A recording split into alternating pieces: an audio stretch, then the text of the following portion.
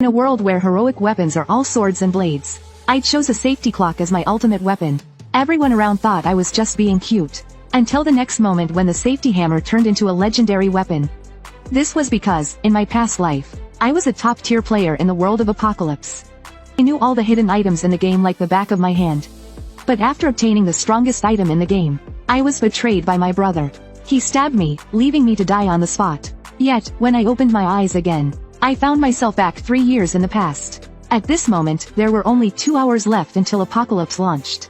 Apocalypse was a mandatory virtual game. On the day of its official launch, anyone who refused to enter the game would be forcibly erased by the Apocalypse system, turning into an NPC within the game. All players entering the game would be unable to leave. They could only remain in the world of Apocalypse forever. Now, reborn and back again, I am determined to become the strongest player in Apocalypse. And I will make that traitor Mu Chen pay his blood debt with blood. But the most important thing right now is to find the scattered divine talent cards before the game officially launches. In the world of Apocalypse, every player is randomly assigned a talent skill by the system before entering the game. However, there is a rare divine level talent that can only be activated using divine talent cards in the real world. The developers of Apocalypse issued a total of 10 divine talent cards. These talent cards are randomly scattered across the world. If I remember correctly, the closest talent card to me right now is on the rooftop of Jinmao Tower in Linhai City. I immediately set out for my destination. When I climbed to the rooftop, I indeed found the talent card. But just as I was about to take it, a shout came from behind me. It was the owner of the last divine talent card in my past life. Back then, for certain reasons, I couldn't obtain that card. But this time, I won't let it slip away. What I didn't expect was that they even brought rifles. So I had to sprint forward quickly, and finally jumped under the stairs ahead. At this point, only 5 seconds remained until the game launched. I knew my chance had come. So, I took a sudden step forward. Then, using all my strength, I leapt into the air. In an instant, I grabbed the talent card. But just at that moment, someone suddenly fired a shot at me. However, I wasn't panicked. Because when the clock strikes 12, the entire world would freeze in time. This meant only one thing. The game had begun. At this moment, a prompt appeared before me asking if I wanted to start. Without hesitation, I chose to begin. In the blink of an eye, my body disappeared from where I stood. At the same time, all of humanity was faced with a choice. And what awaited them next was a brand new world. Soon, I was teleported into the world of Apocalypse. And right before me stood the divine talent card I had obtained. I quickly stepped forward. As soon as I picked up the card, a little angel appeared before me. She was the dedicated game guide assigned by Apocalypse. Her appearance was to explain the talent card's skills. The ability of this talent card was to copy other players' talents. The cooldown for this skill was 1 hour. She then began introducing the game factions. The game had 3 factions: aliens, beasts, and humans. In my previous life, I chose the human faction, because human players received a 20% reputation bonus. In the world of Apocalypse, reputation was everything. But as I was thinking, the little angel seemed to notice something. She pointed at me, and a scroll slowly floated out of my body. At that moment, I recognized it instantly. It was the Dragon Blood Scroll. The very thing Mu Chen had used every means to obtain ultimately belonged to me. The system detected the Dragon Blood Scroll in your possession, unlocking the hidden dragon faction for you. Hearing this, I was stunned. I hadn't expected the scroll to be the key to unlocking a hidden faction. Then, I reached out my hand to touch it. Suddenly, a blinding light burst before my eyes. When the light faded, I found myself inside a train, looking at the familiar train. It was indeed the same starting point. At that moment, everyone was marveling at the game's realism, eager to start battling monsters. Little did they know that what awaited them was a nightmare experience. I opened the character attribute panel, curious to check out the dragon faction's exclusive skills. Every normal attack or skill use had a 1% chance to summon a hell dragon. Enemies within the range would take 150% true damage. Not bad, though the probability was low. The effect was almost on par with divine talents. Next, I needed to familiarize myself with my talent card. I decided to test it by copying someone. After wandering around, I approached the bald man. Then I activated my skill. You're the one, I decided. Successfully copied the epic talent, Treasure Hunter. It allowed me to detect treasure chests within a 500-meter radius. Hearing this, I smirked. An epic talent indeed. Welcome to Apocalypse, came the train's announcement. It seemed we had arrived. At that moment, the bald man slowly stepped off the train. It seemed he was unaware of the danger outside. He jumped off without hesitation. Sure enough, within moments, the system announced his death. Without revival chances, he also died in the real world. Such was the cruelty of this virtual game. In an instant, chaos erupted among the passengers. But I had no time for these fools.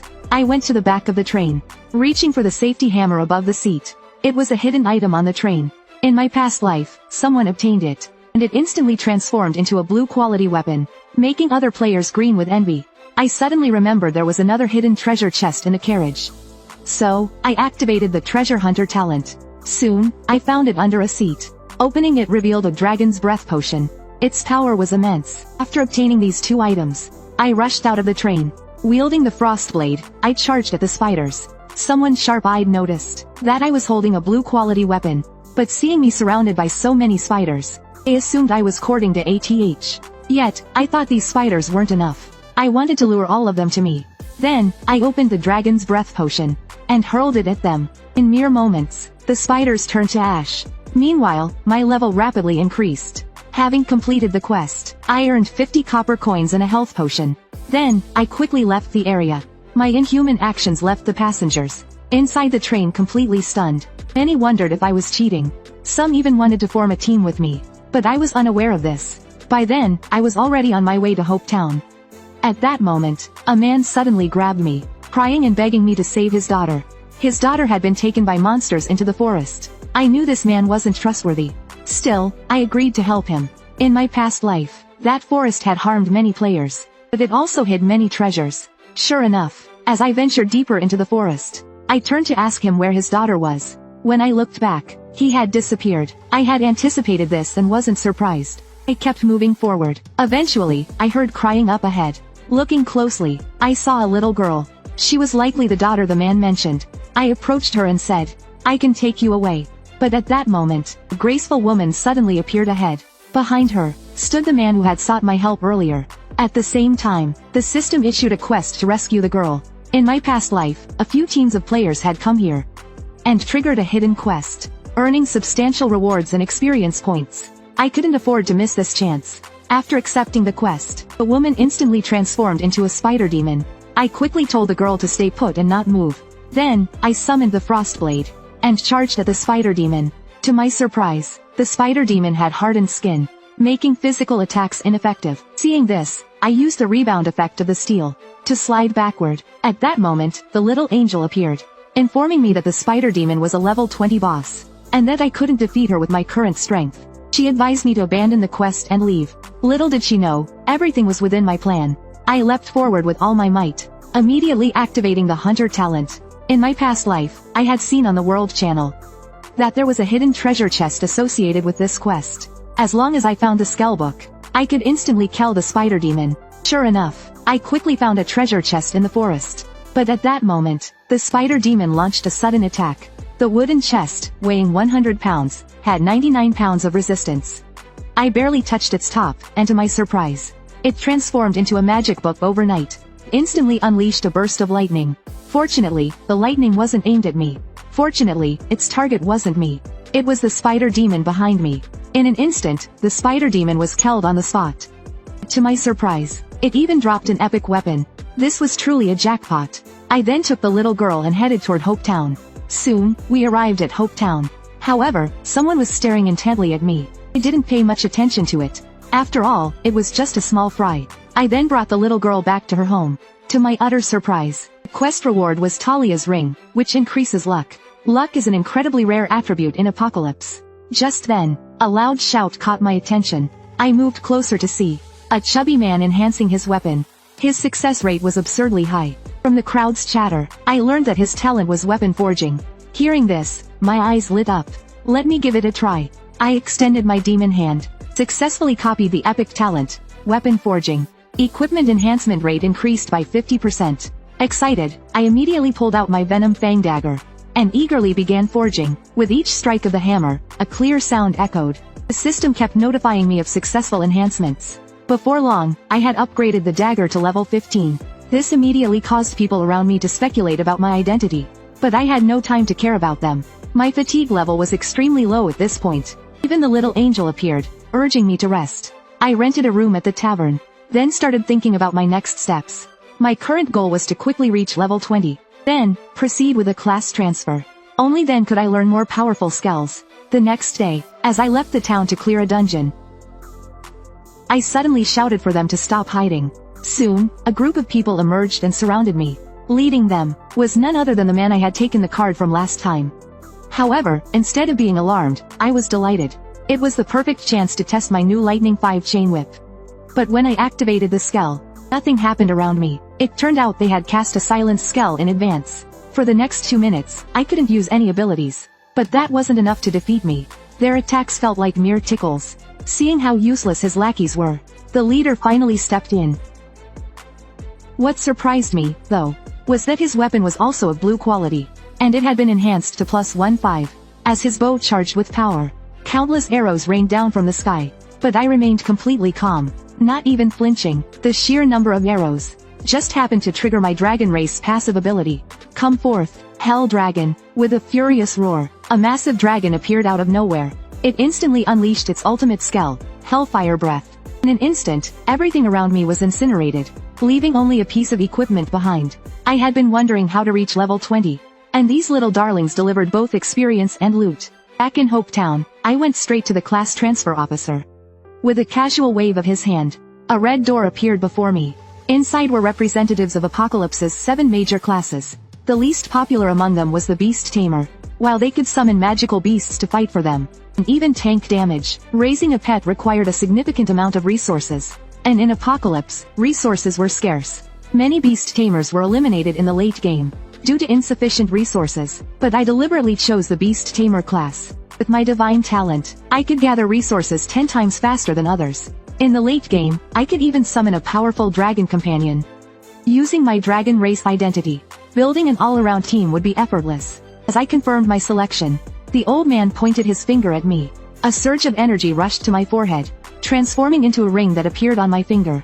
After leaving the transfer room, I overheard people discussing the Dead Town dungeon. This was the first dungeon I had cleared in my past life. If I could form a well-balanced team this time, clearing the dungeon would be a matter of minutes. Fortunately, they were recruiting members. As I considered joining, a girl in a cloak also sought to join the team. Seeing this, I didn't hesitate. I immediately requested to join the group. After joining, we quickly made our way to Dead Town.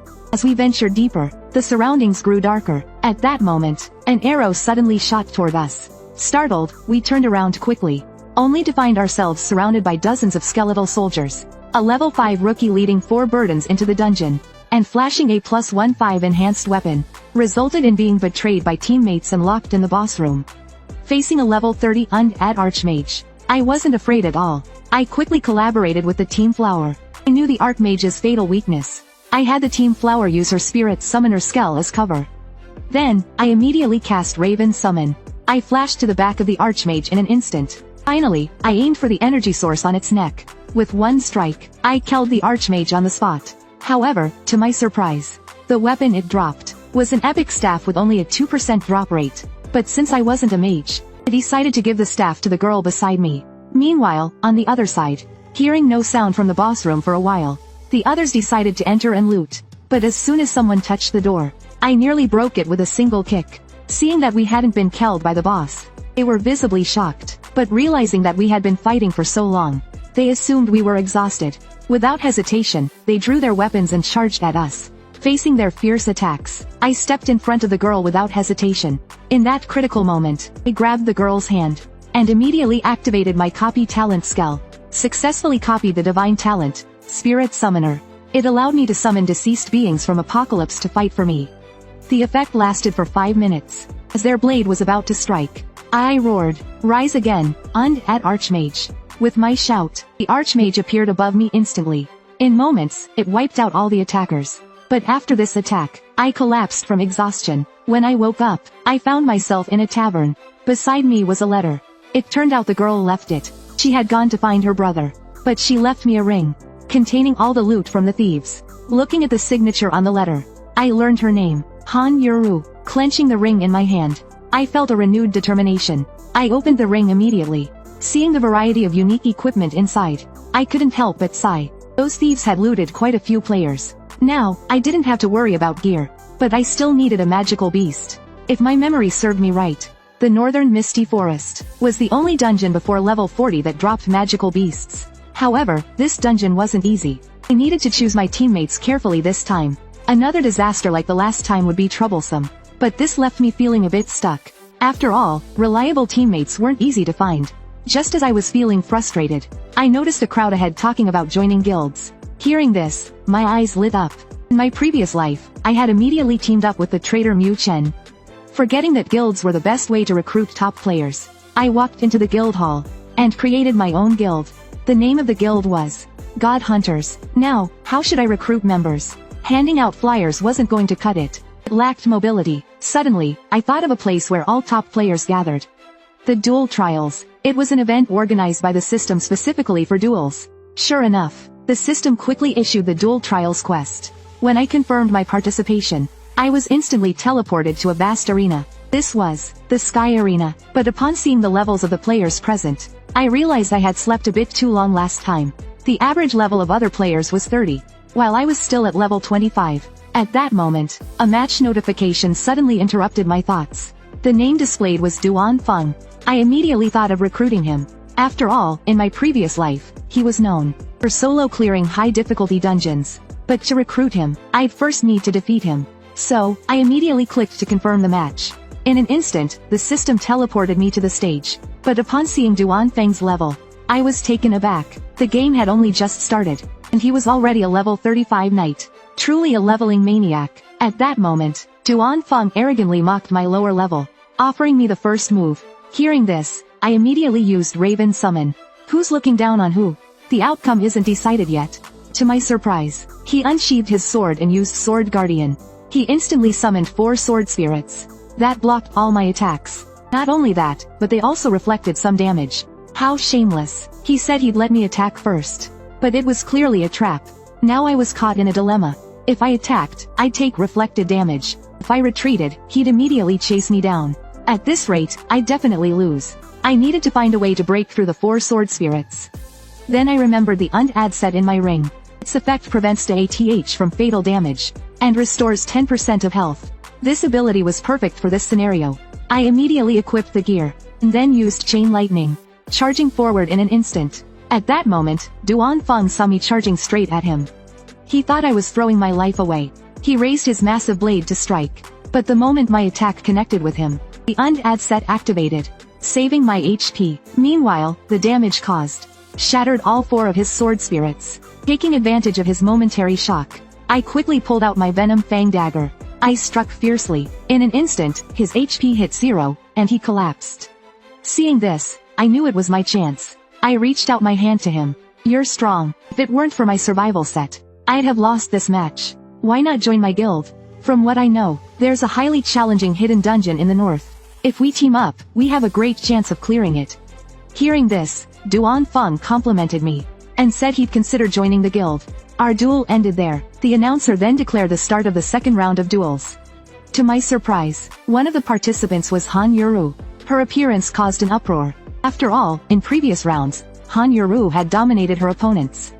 Her opponent this time was a powerful mage. This battle was dubbed the Clash of the Strongest Mages. The man pulled out a 2-meter-long spike, and thrust it toward his heart. Everyone thought he was just a softie. To their surprise, not only did he resurrect, but he also gained a spiritual body. It turned out his madness was all for a girl. Moments earlier, I had successfully defeated the leveling maniac. Not only did I defeat him, but I also recruited him under my command. Before I could even take a breather, the commotion on stage grabbed my attention. It was a duel between Han Yuru and Wu Qi. Han Yuru held a slight advantage, her skills relentlessly landing on Wu Qi. But I sensed something was amiss. Sure enough, Wu Qi suddenly gave a sinister smirk. In the blink of an eye, the stage was empty. When they reappeared, Han Yuru was battered and bruised, and Wu Qi had snatched her staff. Seeing this, I immediately stepped onto the stage, asking Han Yuru how she was doing. But she was blaming herself for failing to protect the staff. Hearing this, I clenched my fists, and told her to rest assured. I promised to fight my way to the finals, and take Wu Qi's head. In the following matches, I charged ahead, slaying gods, toppling Buddhas. It wasn't long before I reached the championship match against Wu Qi. On the stage, Wu Qi smirked provocatively at me. Little did he know, I despised thieves like him the most. But to my surprise, Wu Qi slammed the staff into the ground. Suddenly, we were transported to a starry realm. I immediately understood why Han Yuru had vanished earlier. Wu Qi had created another dimension, one that greatly enhanced his abilities. He taunted me to surrender, claiming that even the ATH in this space would result only in revival at the same spot, effectively wasting my resurrection count. What's worse, he wouldn't even let me get close. I couldn't copy his talent, nor could I use Spirit Summoner. At this point, I was purely on the defensive. Damn it, if this kept up, I wouldn't last a few more rounds. Suddenly, an idea struck me. If I could revive in this space after dying, I grabbed a spike without hesitation. Under Wu Qi's stunned gaze, I plunged it into my own heart. As expected, I died instantly, but at the same time, I revived and gained a spiritual body. I immediately cast Raven Summon, taking advantage of Wu Qi's distraction. Lightning crackled in my hands, surging toward him. The synergy between me and my spiritual body was flawless, leaving Wu Qi completely immobilized. I almost electrocuted him into hero fragments. But to my surprise, Wu Qi still refused to give up. He slowly got to his feet. Then, he raised his hand and unleashed magic. Before I knew it, a spike appeared behind me and shot toward me. At the critical moment, my spiritual body appeared instantly, blocking the fatal strike. Seeing this, my face darkened. I clenched my fists, gathering power, then delivered a crushing blow to Wu Qi's head. An immense burst of energy erupted around us, shattering the special dimension on the spot. In an instant, I was back on the stage, holding the staff in my hand. I stood like a war god, looking down on Wu Qi. It was no surprise when I was declared the duel champion. The host then presented the champion's reward. When I opened it, a dazzling light burst forth toward me. Congratulations, you've obtained the Sword of Ice and Fire. I was ecstatic at the sight. Those resurrection attempts were definitely worth it. I stored the Sword of Ice and Fire, then picked up the staff. I walked over to Han Yuru and handed the staff back to her. I then asked if she would join my guild. It would make her search for her brother much easier. To my surprise, she agreed immediately. At the same time, the system sent in a flood of guild applications. But I wasn't about to accept just anyone. Faced with the overwhelming number of applicants, I grabbed Han Yuru's hand and ran. We quickly escaped to Hope Town. As I opened the system to check my guild numbers, and thought about how to clear the Dragon King's tomb, a man suddenly appeared beside us. I immediately stepped back warily. I shouted and asked who he was. To my surprise, Han Yuru actually knew him. It turned out he was her family's servant. He had come at her brother's request to protect her. Hearing this, my eyes lit up. With him on board, our chances of clearing the dungeon were much higher. But before I could speak, he unexpectedly agreed right away. We soon arrived at the entrance to the Dragon King's tomb. By then, Duan Feng had already arrived. Seeing this, I invited him to join the dungeon run. But to my surprise, there was another figure behind us. We soon entered a hallway. The statues here were lifelike, and the soldiers seemed almost real. Out of curiosity, Han Yuru glanced at one. To our shock, the soldier's eyes turned red, and cracks began to form on its scales. I immediately shielded her behind me. I started directing the team's roles, facing the armored creatures ahead. Duan Feng took the lead. He drew his iron sword and struck first. Then, he charged into the group of armored foes, cutting them down. Meanwhile, we stayed in the rear, finishing them off. But to my surprise, a figure suddenly appeared at the end of the hallway. This is actually a level 35 Dragonblood Knight.